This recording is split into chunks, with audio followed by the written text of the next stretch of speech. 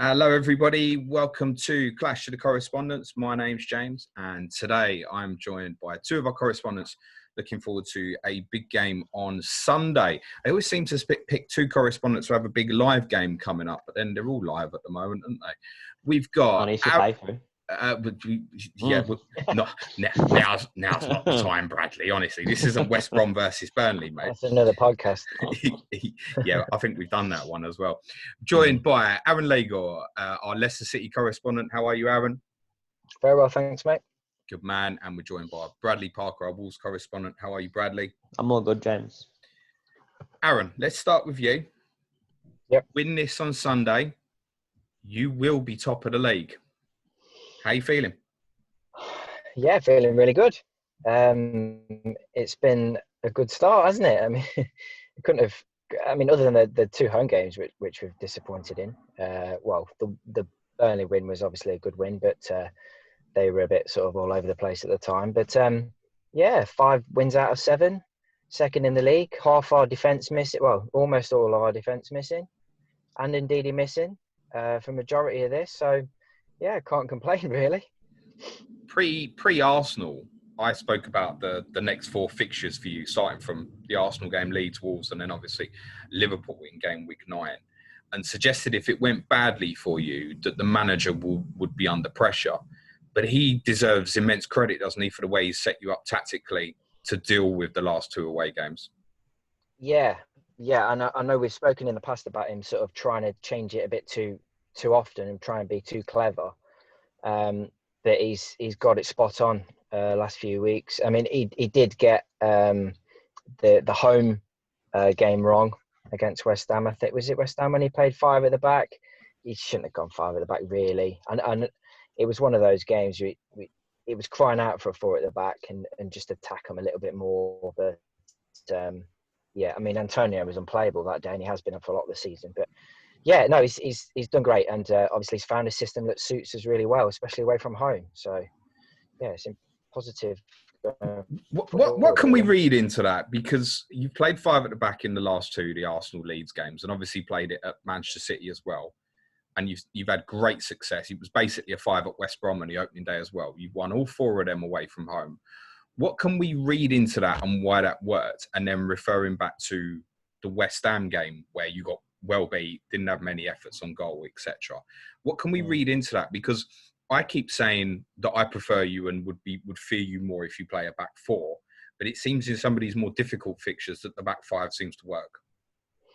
Yeah, it does, and I'm with you. I think we look a lot better with a back 4, but in particular games that he's set up in, it has come across really well the way that we've set. I do think it makes a difference. I think with Ndidi out. It's a lot of responsibility on Mendy in the tougher games to sit in there on his own, and I think he's got a good relationship with Tielemans in the park. It looks like Tielemans arguably looks better in a 2 than a 3 anyway, and I think obviously that with the defensive issues that we've had, I think putting more at the back with obviously wing backs that can get up and down the pitch has really protected us a lot, because I mean we got Fofana in the end, because without him we look very weak at the back, and he's come in and he's been fantastic. So he's made a real difference, and he's so calm on the ball, looks great, and I think in the West Ham game I just think he overthought it. I just think he got in this mindset of, well, it worked at Man City, we looked great, he should have just gone, right, okay, that's one game out of the way. Played that great, but I mean, even when we set up against Man City in that game, I mean, when I saw the team sheet, I thought, this could be 3 or 4 today, and especially when they went 1-0 up early on, I thought, this doesn't look great for us. But we stayed resilient, and we ended up getting back in the game, and in the end, could have had even more. It was a bit of an embarrassment for City in the end, but I think he's just got to.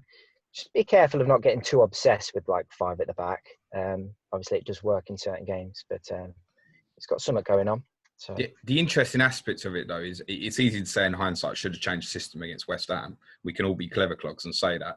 Had he changed it and then you still got beat, everyone would go, well, why change it?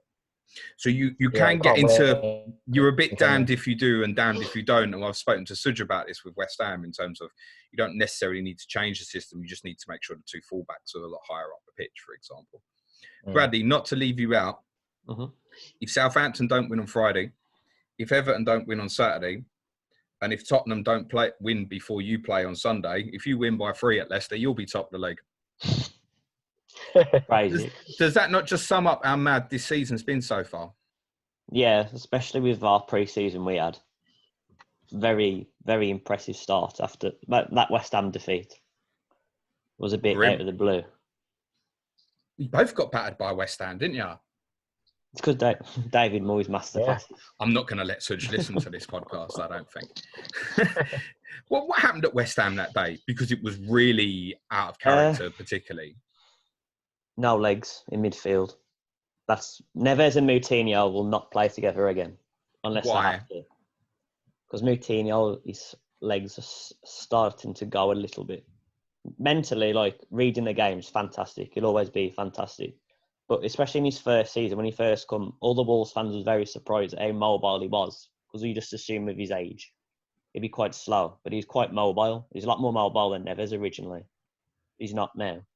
So we have to play Dendoncker. And Dendonker's fixed a big problem.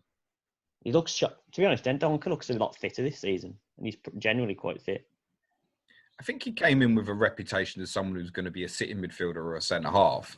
And I think it became clear when you played with all three of them together last season that he was the one with the legs who would often get up and support. I think we saw a lot of that opening day against Sheffield United where he was linking up with Traore particularly. Yeah. So is it just a case of he's got the energy to get box to box? You can leave yourself outnumbered in that area, that therefore that's why he plays? Yeah, he's box to box. If Nuno wants to play the more possession football he wants, we need to commit more bodies when we attack. And look, like against Crystal Palace, Dendoncker had more chances than anybody else on the pitch, and he should have scored with one of them. He's very good at pinching the ball as well, high up the pitch, so quick transitions. And I think we're trying to do that a bit more now because Moutinho can't do that job as well anymore. What do you make of the start as an overall, Bradley, and what's coming next fixture-wise? Because if we look at the fixture, we've just mentioned that there's a remarkable set of results that actually could see you go top of the league this weekend. If I look at the teams you've only played 2 of last year's top 10, and one of them Sheffield United. Mm-hmm. So the start of the season has been quite decent. I think a lot of us have identified that Palace was kind of the end of the run, if you will. What do you make of the set of fixtures coming up? I mean, up until basically the end of this year, it looks very difficult where Burnley, Southampton and Villa are your easiest games on paper. What's your thinking towards this upcoming run? Fine, really. I mean, we tend to do well in these games anyway. And I think the mentality is changing now. Like, we know we're a very good team and we'll give anybody a game. I don't fear anybody. I don't like think of a certain match and go, I don't want to play them. Just, we play our game and we'll see how it goes from there. I don't fear anybody, no more. Not like when we was first in the Premier League, like, oh, for God's sake, we're going to get battered today. Do you, Aaron, do you look forward to playing Wolves? Yeah. Does anyone look forward to playing Wolves? Well, that's part of the question. No, definitely not. Well, no, that's how I feel. I don't want to play them. In all honesty, you might have more ability to hurt us. I would rather play Leicester 38 times than Wolves 38 times. If we played Wolves 38 times, we'd go down, I think. I think if we played you 38 times, we'd finish mid-table. But how do you feel, Bradley, about playing Leicester?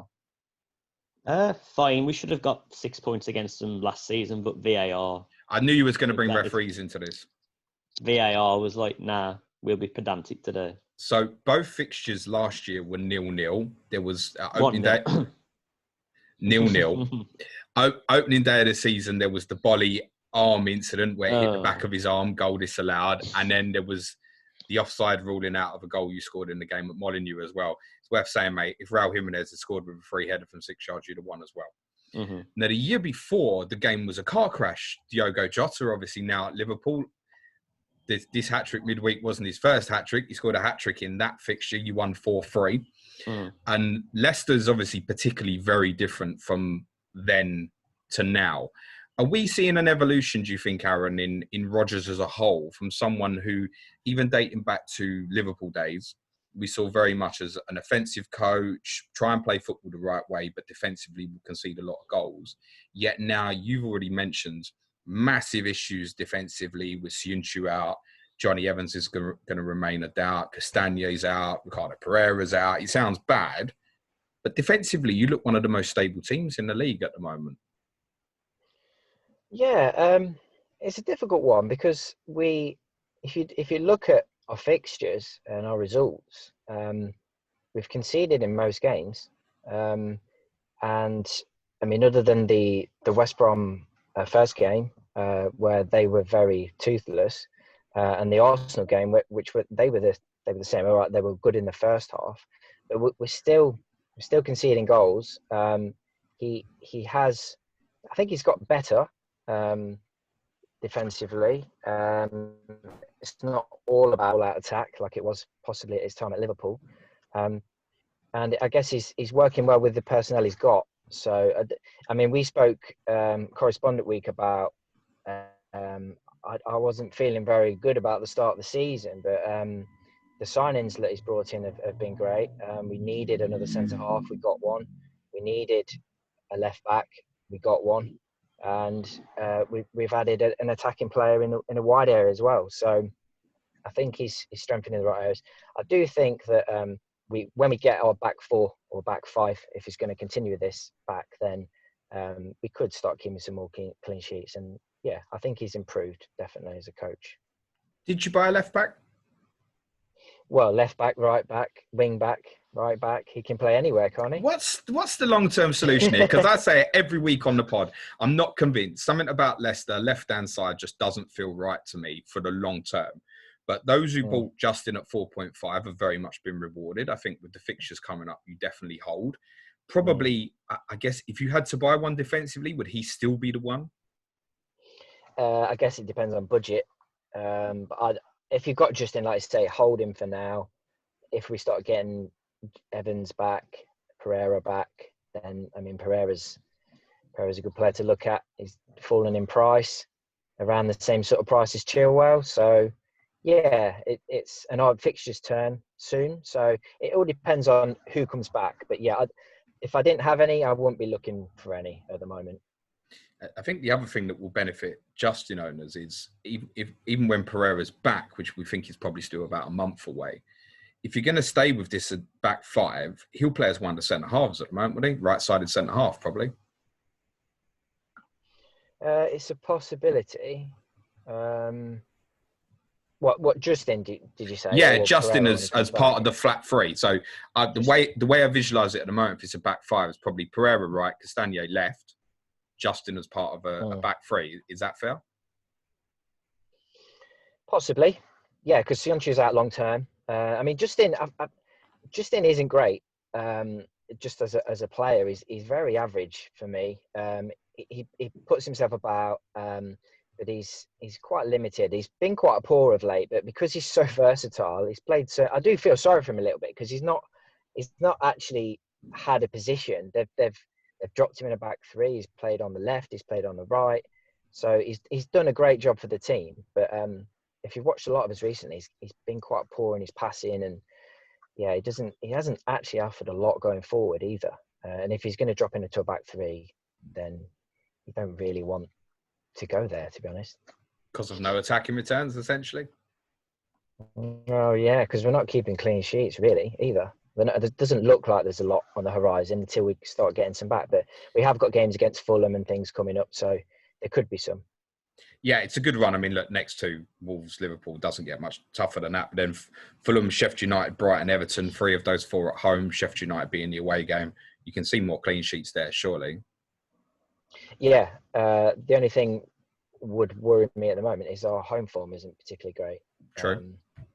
So when the onus is on us to kind of attack teams, we seem to struggle a little bit creativity wise going forward. So I guess we'll just have to see. But we tend to set up quite well against the top sides, which we used to do in the past. You know, the title winning season, we set up for the counter attack. But we've kind of moved. Well, I thought we'd moved away from that a little bit, but it seems like he's going back to a little bit more of that again, and just playing to our strengths, what we have available to us at the minute. That relates to you as well, doesn't it, Bradley, in terms of better when you don't have to dictate the tempo of a game? Yeah, I think he's already spoke about it, but he's very slowly trying to transition into a possession-based side. Is that happening, do you think? Or is that because we look at it on paper and go, you've played sides like Palace, Newcastle, you're inevitably going to have more of the ball, right? Yeah, probably not at the minute.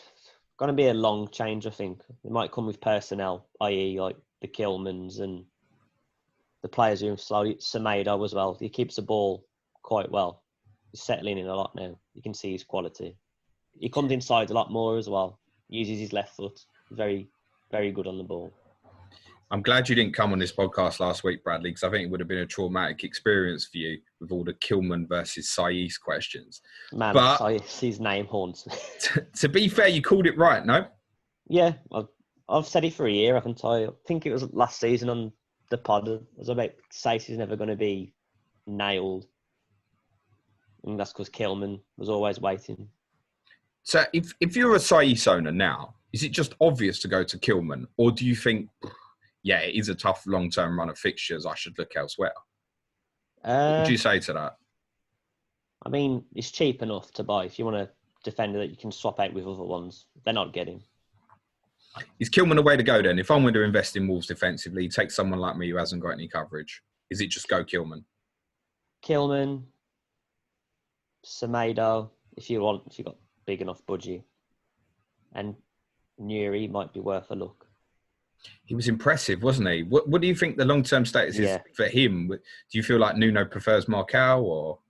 No, Marcal's just a squad player made of breadsticks. So you think Aït-Nouri could stay in the team then? Oh, yeah. Oh, you've opened a can of worms now, mate. What price is Aït-Nouri? Do you know? 5. He's 5, so he's more expensive. I think most will just get drawn to Kilman, won't they? It's just the way I like when I would see a new player for Wolves. I kind of like look how they receive the ball, how they pass the ball, what they're like in possession, temperament, stuff like that. He ticked a lot of boxes, and his quality of his runs as well, on and off the ball, superb. He looked a very experienced player. I mean, he was playing senior football where he come from, but he looked levels above what Benagri was doing.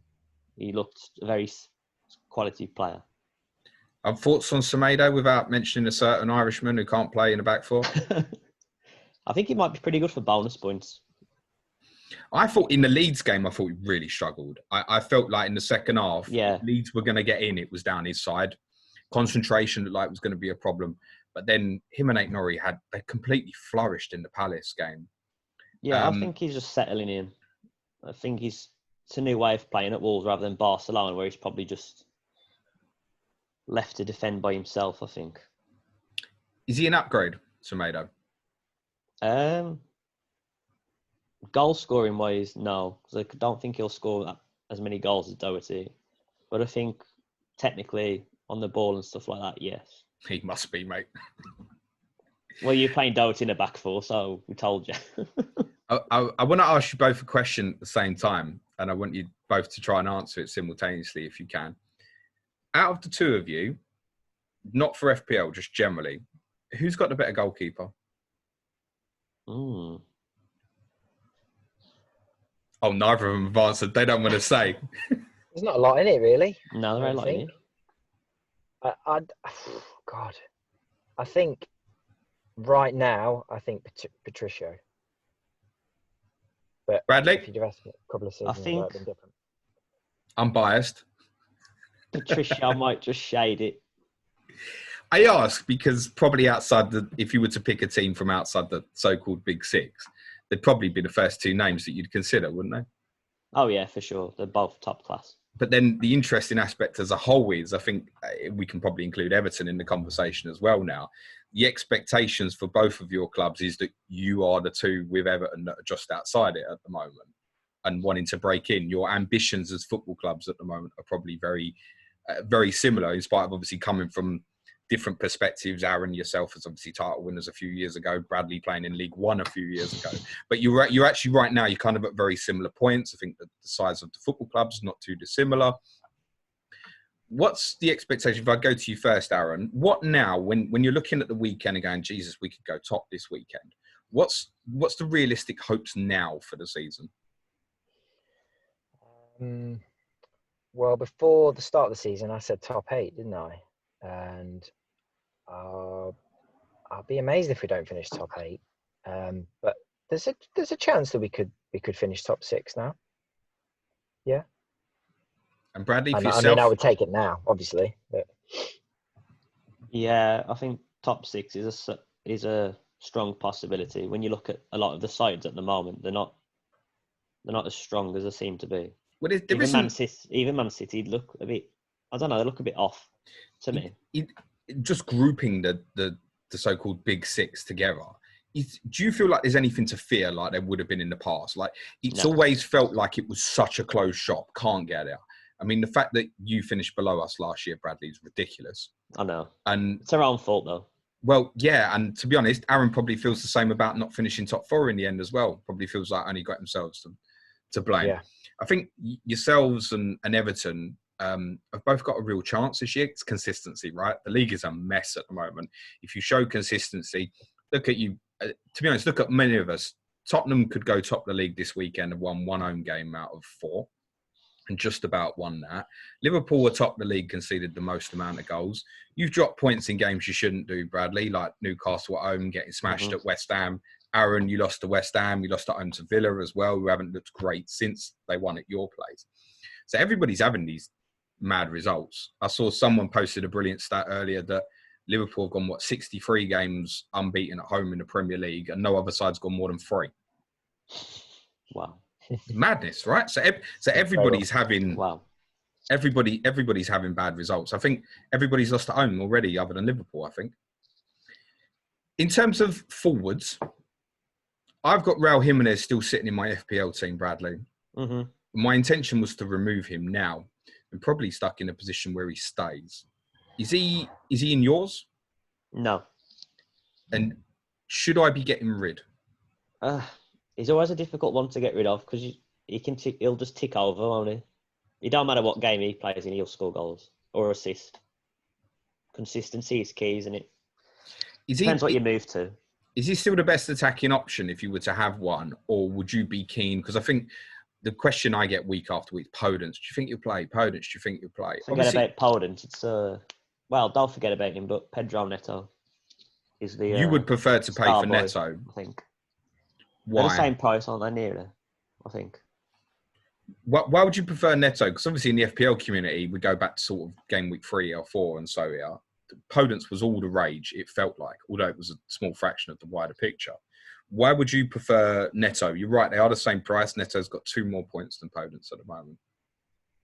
Neto is far less likely to get hooked off. He's on set pieces. He's committed the most key passes for Wolves. I think he's 9th in the league with it.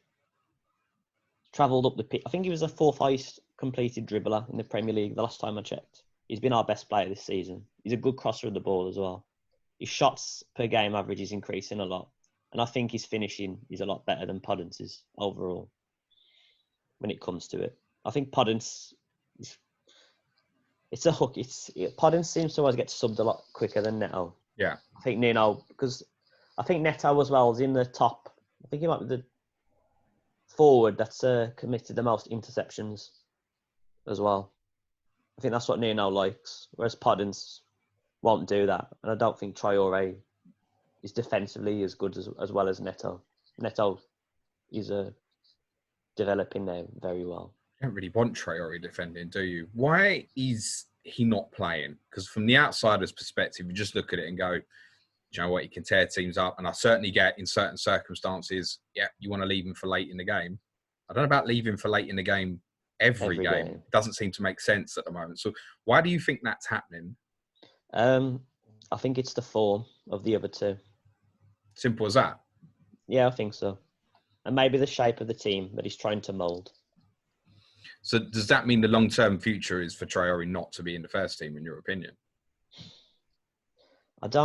They have a very good relationship, Nuno and Traore. So I don't know if he's just trying to push him to develop that one step further that he's got in him. Because the next step for him, his crossing's great now overall, but scoring goals. His finishing is overall pretty poor, I'd say. The And thing with keeping it, hold of the ball in the right situation, which Podence and Neto do a lot better. the thing with him though is to put on the opposition hat against you, if you will, is he frightens the life out of people, and including obviously opposition players on the pitch. So just naturally gives other players more space on the ball, because you can't leave yourself one-on-one against Traore. The objective is basically win the ball or take him out, is how most people treat him. So I just feel that would give you a greater dimension to have him back in the team. Do you think is there any way he would consider a system where all four could, Jimenez included, all four could all play in the team? Or does that mean it has to be a back four and therefore Nuno won't go there? Yeah, it'd probably have to be a back four. The only way... He has played Neto in the midfield before. Or Traore, Just obviously, a behind wing back, goal. yeah. Yeah. But, yeah, that would be a bit iffy, I think. We don't have the capacity, I don't think, to really play two up front at the moment. So you think it's got to be the three? Yeah, I mean, we've got Fabio Silva, but he's just a kid. Yeah, he's Jimenez's replacement when Jimenez gets sold next summer, right? Yeah, pretty much. He's a very long-term investment. I'm surprised you didn't just rage at me there, Bradley, and say, what are you talking about? Do you think Jimenez is better in a 3 or a 2, or does it just not matter? A 3, unless he's 2 is Jota. But he's not here anymore. That's not happening unless it's Liverpool that buy him next summer, mate. I guess I should ask you while we've got you. You've screamed about Jota since we've known you about how good he is and potential. Mm-hmm. He's obviously cheap. I think it's 6.4 now in FPL at time of recording. I think he went up on Tuesday night following the hat-trick in Italy. Would you consider him at all for FPL? Yeah, especially if he shows he's pushed Firmino out the way. I thought was always going to happen eventually. Does it need that, or could you take the chance on him and go, well, he's going to play half hour to 20 minutes every game anyway for arguably the best attacking team in the league? Mm. It's another Foden, isn't it? Yeah. Well, yeah, that's absolutely spot on, Aaron. That's what I said on the podcast on Tuesday. And for someone who's already got Foden, I can't afford two players like that. Of course, I could go from one to the other. It's just not the biggest fire I've got. I guess in hindsight, right now, I'd probably rather that Jota was sitting there, but the immediate temptation on the fixture still feels like Manchester City to myself. I mean, Liverpool have got to play yourselves in game week 9 after playing City, Aaron. So I know it's certainly a tough fixture. Mm.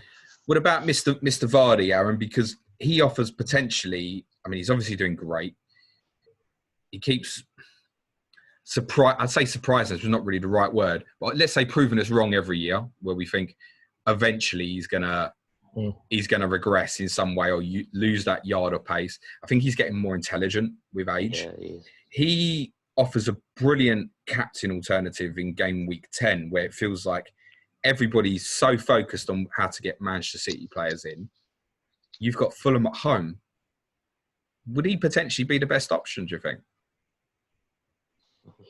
He's going to be right up there, isn't he? I think if anyone has Harry Kane in their team, which most people have now, over half the game, I think that's an easy switch in game week 10, because we then have, all right, we've got 3 home games and 1 away game, and all the fixtures are good, and Kane's are a little mixed. So even if it was like a jump on, jump off for four game weeks, providing Vardy's still fit, because he does pick up the odd niggle. But yeah, it's a real shout, to be honest.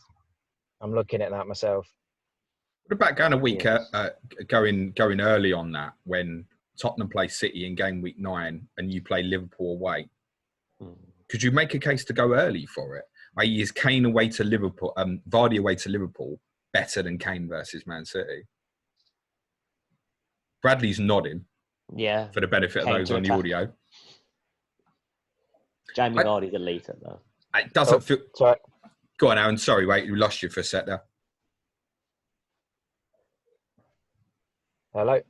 We can hear you, Aaron. Go ahead. Oh, I'm back. Sorry. It completely right. froze then for a minute. Yeah, what were you saying about jumping on Vardy early? Yeah, going a week earlier when he plays Liverpool, potentially. Possibly. It depends on how Liverpool look by then. If they're still struggling defensively, could be. Yeah. Yeah, certainly. Because every man and his dog really might be bringing him in game week 10. So it could be a good shout. And then Well, you might catch the rise and whatever. What's really interesting is I'm not sure that would be the case. I think ordinarily it would be, because it's the same point as Manchester City's fixture swing as well. I think there will be so much concentration to, I must get De Bruyne or must get Sterling or X other, that Vardy might just completely get overlooked. And as you say, it's a decent little run of fixtures with the 3 out of 4 home games that we mentioned, Sheffield United away being the away game. It does look a nice run of 4 fixtures where he might do well, actually. Or is he better off not in the easy fixtures, if that makes sense? Because it doesn't seem, a little bit like with both your forwards, it doesn't seem to matter who the opposition is, essentially. We've seen Vardy got a hat-trick at Manchester City. Would have been 4 if he stayed on the pitch a lot more. He would have got a bigger return at Leeds if he'd been on the pitch for longer as well. They're obviously just saving his legs late in the game. So does it even matter? Should we look at Jamie Vardy, for example, and think, right, walking into Fulham at home, buy? Or is he just a great asset for now? Yeah, he is. He is a great asset because he can score in any game. He only needs a chance, doesn't he? He's so clinical. He's like a fine wine. He gets better with age, doesn't he? And he has changed his game a lot. He's so much more intelligent. Picks the right time to make the run. Sometimes he drops in to let Barnes go beyond him. He's almost a complete striker now. Complete number 9. And I think that's a great shout. You could well go early then. I mean, me personally, I'm getting in De Bruyne early, so then I don't have to worry about him game week 10. So then I've got the opportunity to get Vardy in if it's looking the right thing to do. Yeah, get that. You obviously mentioned Harvey Barnes there, Aaron, as well. 6.9 million now. His numbers for the season in terms of shots is good. He obviously threatened well again against Leicester on Monday night. I've just bought Jack Grealish. Should I have been considering someone like Harvey Barnes, do you think, instead? No, not over Jack Grealish. I mean, Jack Grealish at the moment looks one of the best FPL assets in the game, doesn't he? And especially at that price. I've got Grealish. I had Barnes before I wildcarded in game week 5. And I've not been disappointed since. I mean, he was unlucky with a goal against West Ham being chalked off last minute, which would have been a nice little return. And maybe you look at him slightly differently, but he gets in the box a lot and he looks dangerous, but his shots are a lot of the keeper. His composure's not quite there. He's a bit of a streaky player as well. So, the goal against Leeds will do him a lot of good. He's one that might be worth a bit of a punt for those fixtures. But no, if it's a toss-up between him and Grealish, there's no comparison for me. It's 4.2% owned, Harvey Barnes. Could be a very interesting differential. I agree. I think maybe look again before game week 10. Another person we might be looking at by the time we get there, Aaron, is James Maddison, who's got half the ownership, basically, of Harvey Barnes. And he's finding it difficult to get in the team at the moment. I know he's not had a proper pre-season. He missed, obviously, long periods of he missed all of the restart period. Started against Arsenal, then back out the team again. How are you going to integrate him back into the team? Because essentially he's part of your first 11 in some way, isn't he? Is it a case that this system doesn't work for him? Can he not do the job that, say, and I think Dennis Pratt's playing quite well, by the way, but Madison offers you so much more going forward. Is it a case that Madison can't offer the same protection defensively, do you think? Possibly. I think it has been a little bit fixture dependent. I mean, I predicted that he would start against Leeds, but I in hindsight, it was probably a good call from Rodgers. And like you say, he's coming back from an injury. They're managing him a little bit more. We're obviously, I think he's probably kept him really for this Thursday night match, because he could probably have a bit more of an influence in the European game, and it probably suits his style a little bit better. So that Leeds game was probably not really suit him. But yeah, they'll get him back in the team. It all depends on if we go to a back 4 again, and I think there's obviously a clear space for him there. But at the moment, we can manage him, and he's coming off the bench, and he's really looking good. So we're not going to rush him. He's got to get himself back in the team. Really, they're all playing quite well in there. How important is the Europa, Aaron, to you? Well, it should be.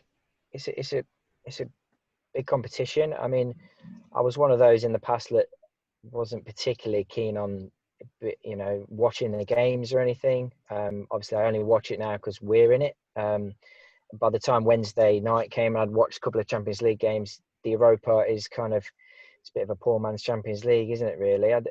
But we shouldn't play it down. We're in the competition. It's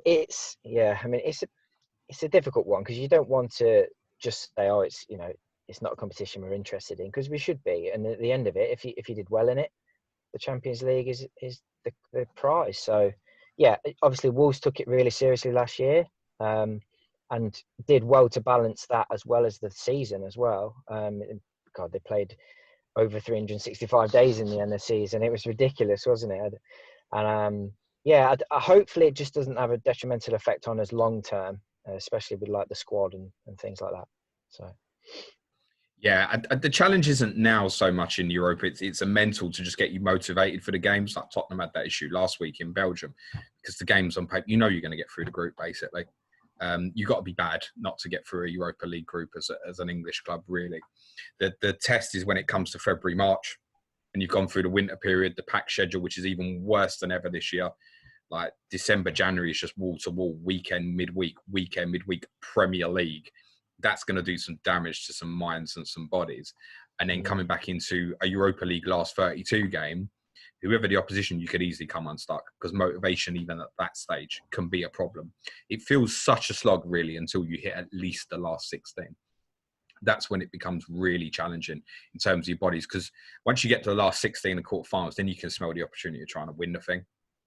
And then the rotating of the players becomes far more difficult. As I've said to you many times, Bradley, it kind of bothers me that we never got to find out how you would have coped at that stage. We just never know, because it felt like you were coping with it last season probably better than anybody else. Yeah, we looked sharper sometimes. Yeah, of course. Look very sharp on the Sunday game sometimes. You had games some weeks where you had a week's break and you looked bad. Yeah, we did. Which is an interesting flip on what it's often been for. I think it's just the mentality of the team that season that took everything like the Europa League as a big opportunity. Do you own any motivated? Do you own any Wolves players at the moment, Bradley, in FPL? C.O.T.C and Kilman. Yeah, I own C.O.T.C as well. What's the plan for both of you then, guys? Start with Bradley. C.O.T.C will be booted out. Do you know for who? Probably Chilwell. Okay, so that's and I might. For you. I was oohing and ahhing about getting rid of Robertson as well, but probably going to end up stuck there, I think. And for yourself, Aaron? Well, I was going to ask Bradley, would you say C.O.T.C is definitely out of the picture now as a starter? Yeah, at the minute. I don't like playing guessing games in FPL. Just pick No, I agree. I feel as if it's one of those where I need to get him out because it feels the right time. I've just got other transfers in mind, but Kilman is the one that I would probably go to, because at least with your fixtures, because they are mixed, I'd be tempted to just keep a Wolves defender, because I think you can get clean sheets against these bigger sides. Like, it doesn't worry me in that respect, and he's a nice one. Even if you don't want to start him, he's a nice one to come on as first sub if you get any injuries. Yeah. So that's the way I would look at it. And he does go up for set pieces too. I mean, he's 6'4", so. Yeah, it's a big plus, isn't it? I was going to say that. Has he got any attacking output? And if he has, then I think for 4.3, he's a gift in FPL, isn't it, really? He's a gift that I can't get to at the moment. -4. Listen, I'm really going to be taking that before I even think about Kilman, mate. Talk about that on tomorrow's pod. Have you got any Leicester, Aaron? Not at the moment. But I'm keeping an eye on Vardy. Yeah, that's where I feel. I feel if I'm going to go in, it will be Vardy, game week 10, or probably not at all. Is that the same for you, Bradley, as well? Yeah, I really like Jamie Vardy. I think he's a top class striker. I think he's a bit disrespected. Think anyone outside Leicester likes Jamie Vardy, but you're proving me. No, he's top. I don't think he gets that much respect. Like, people don't want to label him world class, but he is world class at what he does. So clinical, so clever, top striker. Better than Jimenez? They're different, aren't they? They're very different. Wow, you protected him there, Aaron, didn't you? Well, I like Jimenez more lethal. Well. Jamie Vardy's more lethal. Yeah, I don't think you can argue. When he gets away, he's even still, what is he, 33, 34 now? He's still completely uncatchable when he gets away. I do like the fact he's a wind-up merchant. I respect that. Yeah, that's what I mean by him. Now, to be honest, everybody kind of needs that player where you know that you adore him and the opposition hates him. And that's how it is. I think he loves that, Yeah, I think Madison has the capability to be that sort of player as well. He winds up West Brom as well, so that's another plus. Yes, he always scores about West Brom. Do you want to get a dig in on West Brom quickly, Bradley? Will you feel better? Nah, I don't need to kick on Melon down. Wow, they knew there was crap when they come up, so... No. Well, to all West Brom fans, you'll see Bradley's address is in the bio. Thanks very much, guys. Thoroughly enjoyed that. Before you go, let's get predictions for the game on Sunday then. We'll start with you, Aaron. It's going to be tight, like it usually is with us. There won't be many goals. I don't want to sit on the fence, but I could see like a draw, 1-1 score draw. I don't want to sit on the fence, but I will. Okay. And Bradley? You know what? I'm going to say 1-0 Wolves. Sit deep and then hit them on the break, probably. Yeah, I don't want to sit on the fence, but I will. I find it very difficult to split the two of you as well. I'd probably go 1-1. Yeah, it'll be tight. It's really. I think you two will be in and around each other all season and are both capable, if you're consistent enough, to push beyond top 6. I think for Aaron, yourself especially, it's real credit to what's happening. As I said a couple of weeks ago, I thought Rodgers might actually be in trouble, but you're coping with some big name injuries really well at the moment. And that bodes well because if you can stay in and around it and then get Ndidi and Pereira, etc., back into the team, psychologically it becomes big for the team. Yeah. And I think you're in a bit of an evolution, very small, Bradley, like you said, in terms of trying to move towards a more possession game. The wing backs have changed, losing Jota, etc. It's changing a bit around Jimenez, but I don't ever look forward to playing you, mate. And yeah, I think the consistency in defence is going to be so key to where teams finish this season, which is why I'm cautiously optimistic for us, because that is one thing we will, apart from the West Ham game, very consistent at the back, and we probably sneak a lot of 1-0s. Yeah, I think we all know you're capable of it. Absolutely. Thanks, guys. You can follow Aaron at Aaron Lagor on Twitter and Bradley at Parker_Bradley on Twitter. I'll be doing my Ask James stream tonight at 8 o'clock, immediately after Tottenham's game in Bulgaria against Ludogorets, which could be quite dangerous for me if it goes badly again. And that's because the FPL deadline, remember, guys, is 4 p.m. UK time this week. So I'll be streaming at 3 p.m. on Friday afternoon ahead of the deadline as well. Thank you very much, Aaron, Bradley. Take care. Good luck this weekend. Cue music, please, man child.